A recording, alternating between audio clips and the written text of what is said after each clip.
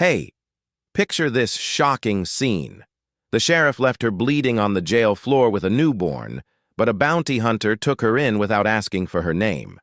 This happened in Arizona Territory, 1874. The town of Dry Creek lay silent beneath. A pale moon, its streets deserted, but for the echo of boots on warped planks.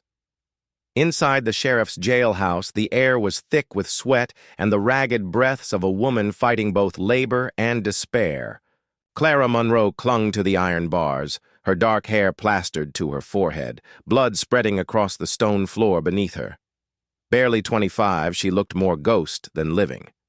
On the floor, her arms bent back, her face downcast. Clara breathed. Sheriff William Hargrove stood outside her cell, arms crossed, his star badge catching the lantern glow. His voice was as cold as iron when he told her the child would die with her. That Dry Creek had no use for a woman who had murdered her husband. For land. Clara's voice cracked but held defiance.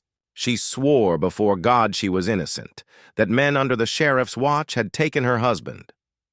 Hargrove only sneered, spitting tobacco onto the floor. No one would believe her, he said. By sunrise, she and the child would be nothing but a stain. Then he walked away, spurs jingling, the heavy door slamming shut. Clara collapsed against the wall, a scream tearing from her throat. Moments later, the thin wail of a newborn split the silence. She pulled the child close, tears falling into its damp hair as she whispered prayers no one would hear. The door creaked again. This time the steps were steady, deliberate. A tall man entered, the stench of dust and blood clinging to him. Over his shoulder hung the lifeless body of an outlaw, dropped onto the desk without ceremony. Elias Kane. His name carried weight in the territory, a bounty hunter with no mercy. His gray eyes were carved from grief, his silence harder than steel. They swept the room without expression until they landed on Clara and her newborn. The deputy, half drunk at the desk, muttered that the sheriff would pay in the morning. Elias ignored him. His boots echoed as he approached the cell. Clara looked up pale and trembling, clutching her child like a shield.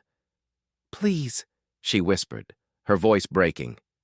"Do not let him take my baby. I have no one left." Elias stared without speaking. The child's fist waved weakly, its cry piercing. The air. Something flickered in his expression, buried deep beneath scars. Without a word, he reached for the keys on the peg. The deputy lurched upright, protesting, but Elias's revolver was already drawn, its barrel glinting in the lamplight. His low voice cut through the room, ordering silence. The deputy froze. The lock screeched as Elias opened the cell. Clara recoiled at first, clutching the child tighter, but then Elias knelt, and to her shock, he lifted the infant from her arms. His scarred hands cradled the baby with a gentleness that left her speechless. Why would you help me?" she whispered. His eyes met hers, cold and unreadable. "Because the law does not mean justice." Then he slid his arm beneath her frail body, lifting her as if she weighed nothing. She gasped, clutching at his coat for balance. With the child against his chest, he strode from the cell, his silhouette framed in the doorway against the storm. Outside. The deputy sputtered threats, but none dared move. In the corridor, Sheriff Hargrove appeared, his eyes narrowing with fury as he watched Elias vanish into the rain. Half conscious against his chest, Clara whispered again, barely audible above the storm. "Why would you help me?" Elias did not look down. Rain ran off the brim of his hat. His words graveled in the night. "Because the law does not mean justice." He carried her into the storm, leaving behind the sheriff's burning glare and the blood-stained floor where her cries had begun. Elias Kane did not see himself as a savior. He was a man hardened by grief, who had once knelt in the ashes of his home over the lifeless bodies of his wife and child, massacred in a raid law men had called order. Since that day, he had trusted no badge, no law, no man. Yet tonight, without Asking her name, he had taken a bleeding woman and her newborn into his arms. And in that choice, though he would not admit it, the road he walked had shifted. The rain had begun to ease when Elias carried Clara and her newborn through the creaking door of the jailhouse. Lantern light flickered behind them, then faded as the wind swept down Dry Creek's crooked street. Clara stirred weakly in his arms, her breath shallow. The child bundled against her chest beneath Elias's coat, but silence did not last. Words spread like wildfire, doors banged open, boots struck mud, and voices rose sharp with anger. By the time Elias reached the main street, a crowd had gathered, torches and lanterns casting their faces into savage light. Clara lifted her head, her heart twisting as she recognized them. Neighbors she had once greeted at the well, men who had traded cattle with her husband, children who had played outside her home.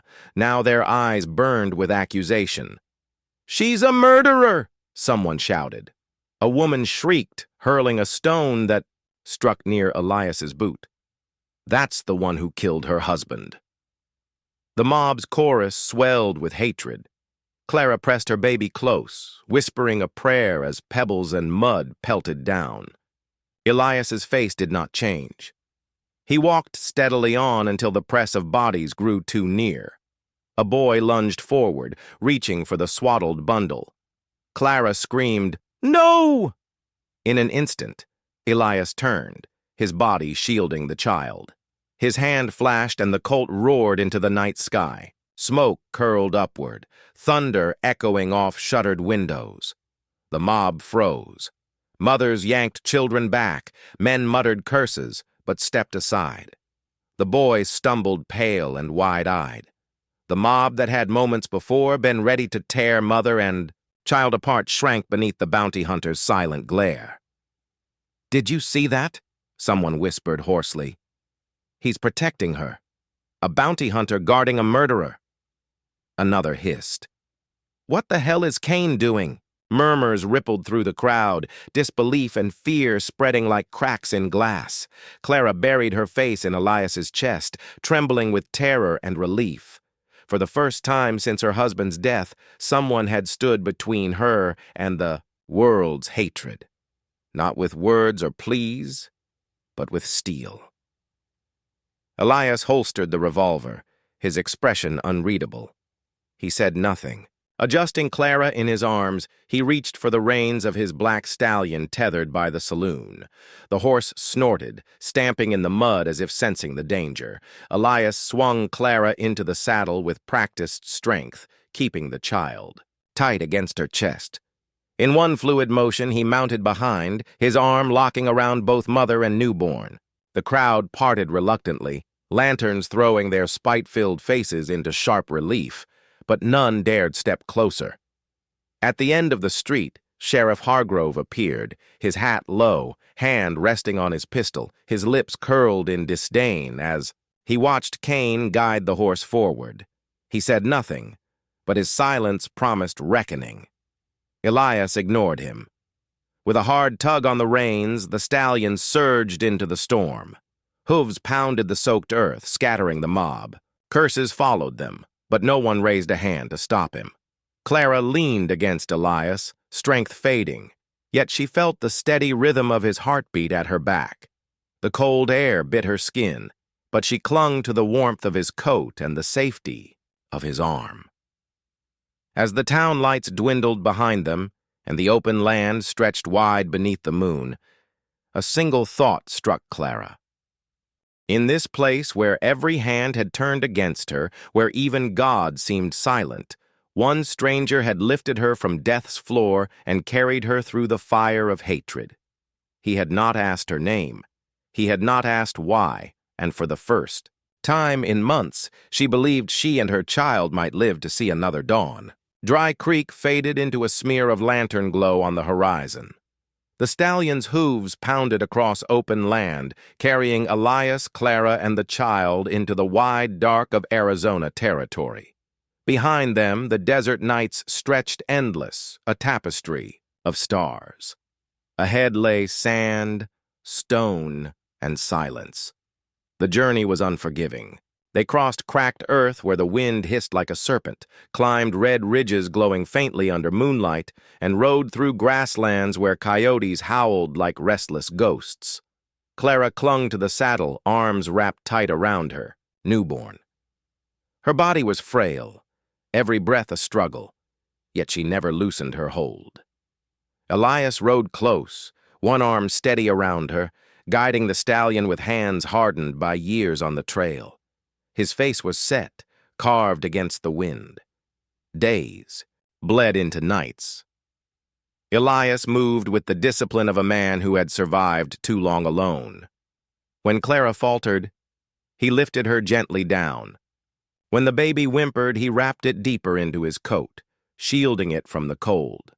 At night, he built fires with quiet skill, sparks drifting upward to scatter among the stars. He hunted jackrabbits and quail with the bow slung across his back, cooking in silence.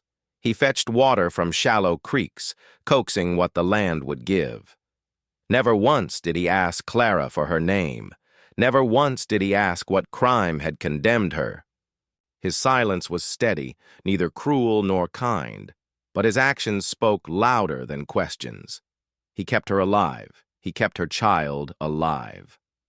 Clara watched him with quiet awe. Here was a man who carried death on his hip in the form of worn revolvers, yet who cradled her baby with a reverence that felt almost sacred. She wondered who he was when the guns were silent. She wondered what ghosts stirred in his eyes when the firelight caught them. One evening, as the sun bled into the horizon, Clara sat near the flames, her child asleep in her arms. Elias sat sharpening his knife, each stroke slow, deliberate. The rasp of steel on stone was the only sound. Her thoughts drifted back to the night her world ended, the door breaking open, the shouts of men, gunfire splitting the dark. She remembered, falling to her knees, her husband's blood soaking the floorboards, and then the sheriff arriving calm and practiced, arranging the scene with a steady voice. By dawn, the neighbors believed her guilty. Witnesses were bribed, evidence twisted. By sunrise, she was behind bars and her husband's ranch was already being discussed in backroom deals. Clara closed her eyes, tears slipping into her baby's hair. She wanted to tell Elias to spill the truth, to beg him to believe her, but fear stopped her. Fear that he would see her as a burden, a woman dragging him into a war not his own. Shame stopped her too, that she had been powerless to stop it, powerless to protect her husband, powerless to clear her own name. So she remained silent.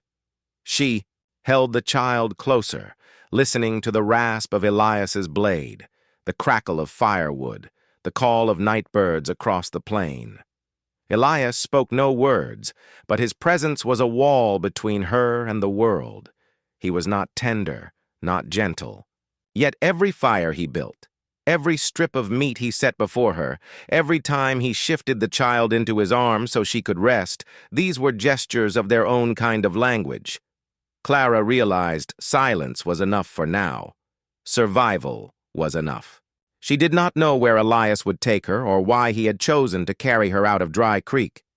But in a land where the law had marked her guilty, she knew one thing. Elias Kane was the only thing standing between her and the endless dark. The fire had burned low, its last embers glowing against the vast black of the desert. The wind hissed through the mesquite, carrying the dry scent of sage. Elias sat propped against his saddle, rifle across his knees, eyes scanning the horizon out of habit. Men like him rarely slept. Clara lay nearby, wrapped in a blanket, her newborn curled against her chest. She drifted in and out of uneasy dreams, her lips moving as words slipped into the night. At first, Elias ignored them until fragments cut clear through the silence. Daniel, the sheriff, the landblood. Elias's jaw tightened. Her voice was raw, pleading with someone long gone. He shifted closer, crouching in the firelight. "What did you say?" he muttered. though she did not hear. The child stirred and quieted again. He sat back, turning her words over like stones in his palm. Sheriff, land, blood. Not the cries of guilt, but of someone robbed of everything. At dawn, Clara woke to the sound of Elias breaking camp, snuffing the fire, tightening straps, every motion precise. She tried to rise, still weak, but froze when his eyes locked on hers. "What did you dream?" he asked. Her lips parted, but no sound came. His voice cut harder. "I heard you. You called a man's name. Daniel. You said the sheriff. Land blood. Tell me what it means." Clara stared at the ground, clutching her child as though truth itself could steal him away. At last, her voice came low and uneven. "Daniel was my husband. We built our ranch with our own hands, every acre. The sheriff wanted it. He and his friends, men with money, men who wear respect like a mask, they wanted it. And when Daniel would not sell, they came in the night." Her breath hitched. "They shot him before my eyes. They said if I spoke, they would kill the baby I carried. When the sheriff arrived, he told the neighbors I had shot Daniel in rage. His lies were so carefully spun, no one questioned him. By morning, I was behind bars, and the papers were already signed to steal the land." Her tears fell onto the baby's blanket. "That is why he wants me gone. He will not stop until my name and my child's are buried in dirt." Elias stood still in the rising light, his face carved into stone, but inside something shifted. Memories surged, the charred remains of his own homestead, the smell of blood and smoke, the bodies of his wife and little girl. He had come home too late, the raiders gone, the sheriff calling it justice served. Those men had been friends of the badge, never punished, never named. Listening to Clara, he felt the old rage burn through him again, a fire buried beneath years of killing for coin. Clara lifted her gaze, fear shining in her eyes. "Will you leave us now?" she whispered. "Now that you know the truth that I carry death with me?" Elias looked at her a long moment. His expression did not change, but when he spoke, his words struck like flint. "We're not done with him." Clara blinked, her breath catching. He turned away, pulling the saddle cinched tight until the leather groaned. His tone carried no comfort, yet its weight was clear. "We're not done with that sheriff." Then he mounted, extending a hand to her. Clara hesitated only a heartbeat before placing hers in his. For the first time since her world had collapsed, she felt something stronger than fear. Not hope, not yet, but the certainty that Elias Kane would not run. Not from truth and not from the blood debt owed by a man who called himself the law. The desert wind carried the smell of dust and iron. A warning Elias did not ignore. He had seen the tracks, fresh hoof prints cutting across the plain, too many to be wanderers. Someone was hunting them. By the time the sun dipped behind the red cliffs, his hand never strayed far from the iron at his hip. Clara sensed it too. She clutched her baby close, eyes darting at every rustle in the grass, every shadow stretching long in the fading light. She had learned enough in these days on the run to read Elias's silences. When his shoulders tensed, danger followed. The ambush came as stars pierced the twilight. A shot cracked through the stillness, shattering rock inches from Elias's head. The stallion reared, screaming. Clara cried out as torches flared in the darkness, and men surged from the cliffs, rifles and pistols drawn. Sheriff Hargrove's killers. "Get the woman!" one shouted. "Kill the brat!" Elias moved before the words had finished. He hauled Clara from the saddle, thrusting her behind a fallen log. His revolver thundered, each shot deliberate. Each man who fell, testament to a hand sharpened by years of death. But there were too many.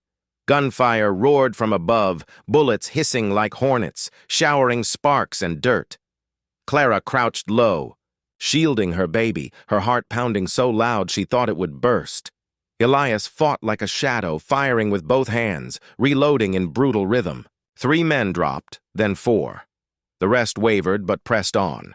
One slipped through the chaos, crawling low through the grass. Clara's scream caught in her throat as the man rose behind her, knife flashing. He lunged, not at her, but at the bundle in her arms. Time slowed. Elias saw it. The raised blade, the child's cry cutting the night. Instinct overtook thought. He hurled himself across the ground, slamming into Clara, his arms sweeping the baby from her grasp just as steel came down. The blade sliced his coat, but missed. Flesh. He rolled.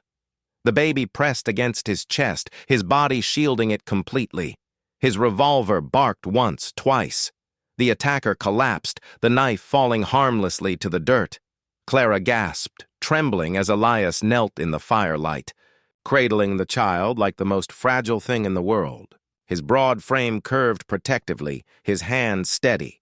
His eyes locked on the baby with a softness she had never imagined in him. The baby quieted, its cries fading to whimpers. For a heartbeat, Elias's expression, usually stone, shifted. In the cold eyes of a man who had carried death for years, flickered something Clara thought long dead. Tenderness. The last shots faded. The remaining outlaws fled into the dark, unwilling to face the hunter who did not miss. Silence returned, broken only by Clara's uneven breathing and the crackle of fire. Elias checked the child again before handing it gently back.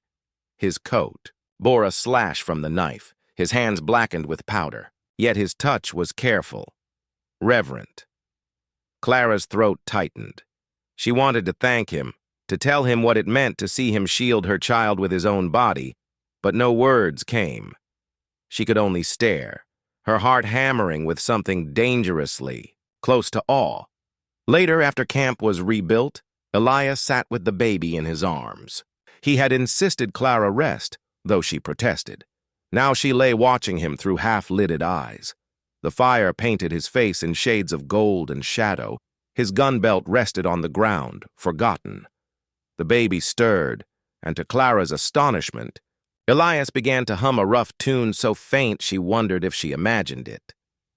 His scarred hands rocked the child with a patience that seemed foreign to the man she thought she knew. Clara pressed a hand to her lips, emotion swelling. For days she had seen him as nothing but iron and silence, a blade drawn against the world. But here, beneath desert stars, she glimpsed the truth. Beneath the scars, beneath the battles, Elias Kane carried a heart not yet destroyed. And as her eyes grew heavy, Clara realized with quiet shock that her own heart no longer belonged to her. The desert dawn came cold and brittle, a pale light spreading across the mesas like silver. Elias sat apart from the fire, back against a boulder, eyes fixed on the horizon where violet bled into blue. He had not slept. He rarely did. Instead, he counted the minutes by the soft breath of Clara's child. All night the thought gnawed at him. On Clara's head rested a bounty so high it could buy him land, a new horse, and enough whiskey to bury his ghosts forever. All he had to do was bring her in, deliver her to Dry Creek, hand her to the sheriff, and let the rope finish her. It would be easy, safe. For a man who had lived by coin and contract, it made sense. But each time he looked at the infant's face, the thought soured. Each time Clara's eyes met his, eyes that had stared down hatred and still clung to life, he felt the old rage stir, rage at lawmen who called themselves righteous while they fed on blood and land. By midday, the decision weighed heavier than iron. That was when the rider appeared. He came up the canyon trails slow, his horse weary, but his posture too straight for a drifter. Elias knew before the face came clear. Jed Hawkins, another bounty hunter, lean as a wolf, grin sharp, eyes always weighing profit. He reined in a few yards away, gaze flicking to Clara and the bundle in her arms, then back to Elias. "Well, I'll be damned," Hawkins drawled. Didn't think you'd be playing nursemaid? Word says you walked her right out of Hargrove's cage. Elias said nothing, hand resting near his revolver. Hawkins's grin widened. Don't tell me you've gone soft. You know what she's worth. Sheriff's doubled the bounty. Enough to buy us both 10 lifetimes if we split it. He leaned forward, voice low and coaxing. Hand her over, Kane. We ride together. Deliver her and walk away rich. Clara stiffened, clutching. Her child, terror widening her eyes. She looked at Elias as though the world hung on his silence. The canyon stilled. Even the wind died. Elias's jaw tightened. Hawkins's words stirred an old ache. He remembered another promise, another time, when he'd trusted law, believed it could bring peace. That trust had left him kneeling in ashes, cradling his wife and little girl. The sheriff then had called it justice, said the raiders were too valuable to punish. Justice had been sold like cattle.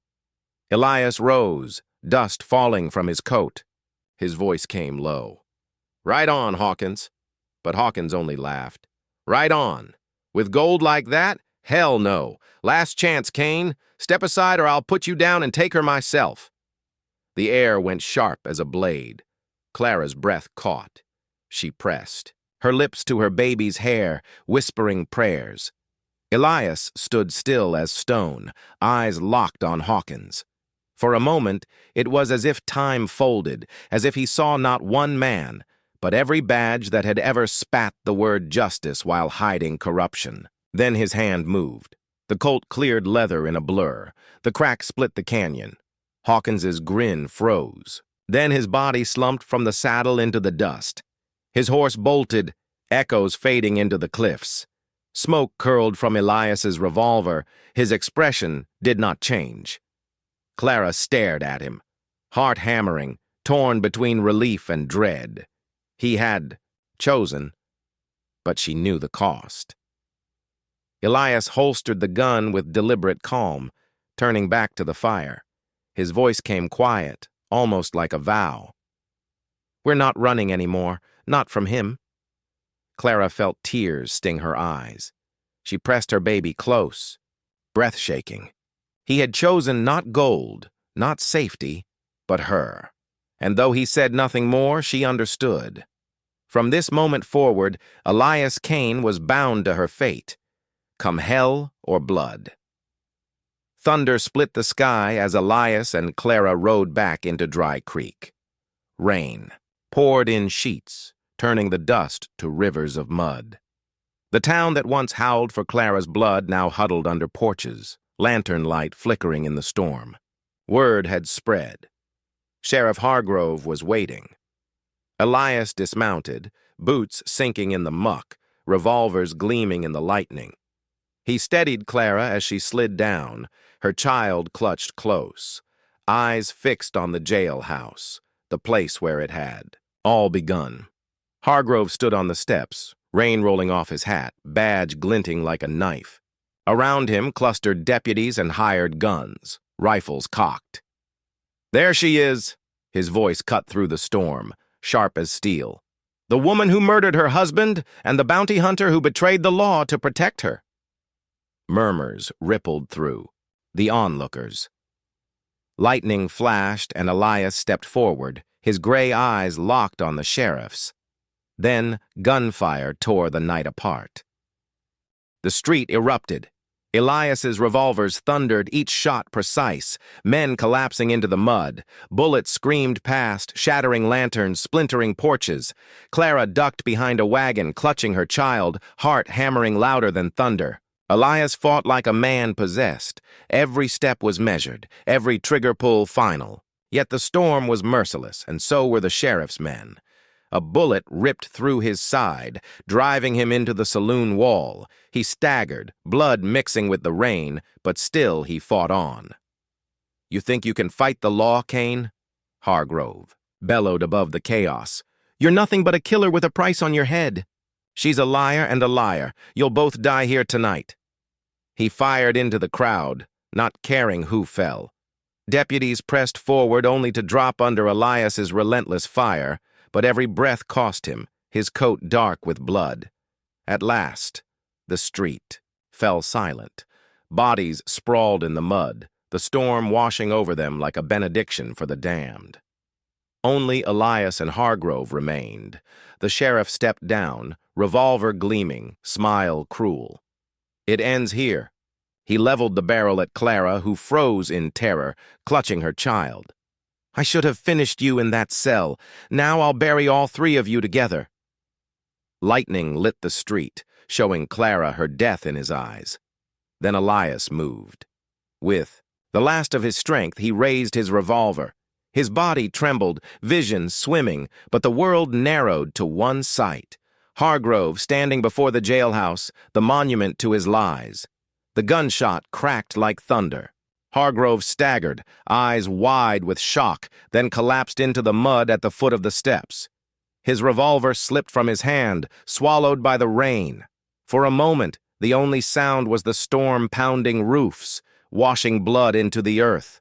Elias dropped to his knees, revolver falling from his grip. His breath came shallow, broken. Clara rushed to him, kneeling in the mud. Her baby pressed between them as she wrapped her arms around him. His eyes fluttered, unfocused. But when they found her face, the hardness broke. Clara's tears mingled with the rain as she bent close, voice trembling. "You may never ask my name," she whispered through sobs, "but I will carry yours in my heart all my life." Elias tried to answer, but no words came. His hand lifted weakly, brushing the child's cheek before falling back. Clara held him tighter, her cries drowned by the storm, unwilling to let him slip away. The rain poured on. The town stood silent, watching from the shadows as the lawman who had ruled with lies lay dead at the jailhouse door. And in the mud, beneath the storm's fury, a woman wept over the man who had saved her, not with promises, but with the last bullet of his soul. The storm broke with the dawn. The sky cleared into a pale blue, washing the town of Dry Creek in a silence it had not known for years. Bodies lay in the mud, rain-washed and still. Sheriff Hargrove was gone, his power broken, his lies bleeding out at the jailhouse door. And Elias Kane, though bloodied and near death, still breathed. The townsfolk, who had once spit Clara's name like poison, had seen with their own eyes the truth unfold. They had watched the sheriff call for her death, had seen his men fall, upon her with the hunger of wolves, and they could no longer deny the corruption that had poisoned their streets. By the time the doctor arrived, people were already whispering words they had never dared before, that Clara Monroe had been innocent. All along, that perhaps the law had been nothing but a mask for greed. Elias lay for weeks in a quiet cabin outside the town, his wounds tended by Clara's steady hands. She barely slept, nursing her newborn in the night and wiping the sweat from Elias's brow as fever raged. Many times she thought she would lose him, that the man who had carried her from darkness would slip away into the same silence that had taken her husband. But Elias fought, as he always had, and slowly strength returned to him. When at last he stood again, scarred, but alive. Clara's tears came not from fear, but from relief. Together they left Dry Creek, the town that had judged her, the land that had swallowed their blood. It was no longer theirs to hold. They saddled the stallion, packed what little supplies they had, and rode out into the open wilderness. No one stopped them. Some watched, some bowed their heads in quiet shame, but no one dared speak. On the trail, they said nothing of their future at first. Words seemed fragile things, too weak to carry what had grown between them. But Elias's hand, rough and scarred, sometimes brushed against Clara's as they rode. And at night, when he held the baby so Clara could sleep, she would wake to the sound of his low voice, humming that same half-forgotten tune. They became, without speaking it aloud, a family, not bound by law or blood, but by the fire that had carried them through bullets and betrayal. Clara no longer feared that Elias would ask her name or her past. He did not need them. To him, she was simply the woman who had survived, the woman he had chosen. And to her, he was the man who had saved her, not once, but every day since. The desert stretched before them, endless and wild. The sun rose behind their backs as they rode farther. From the town, the child nestled between them, sleeping against the rhythm of the horse's gait. From a distance, they were only shadows, two riders and a small bundle of life moving steadily across the horizon. Behind them, the echoes of gunfire and the sheriffs. Curses were already fading, carried away by the wind. Ahead lay only the unknown. But this time, Clara did not fear it. She turned her head, resting it lightly against Elias's shoulder, and felt his arm tighten around her. Whatever waited beyond the desert, they would face it together. And as the three of them rode into the vastness, the land itself seemed to welcome them, not as fugitives, not as broken souls, but as a family born of blood, fire, and love. And so under the endless sky of the American frontier, Clara, Elias, and their child rode into a new beginning. They left behind blood and betrayal, but carried with them something stronger than fear. Love born in the dust and tempered by fire. This is not just the end of their story. It is a reminder that even in the harshest corners of the Wild West, where the law was crooked and the land unforgiving, hearts could still choose courage and love could still defy death. If this tale moved you, if you believe in stories where bullets missed but hearts did not, then join us. Subscribe to Wild West Love Stories for more unforgettable romances, forbidden passions, and timeless echoes from the frontier. Because out here, every love story is worth remembering.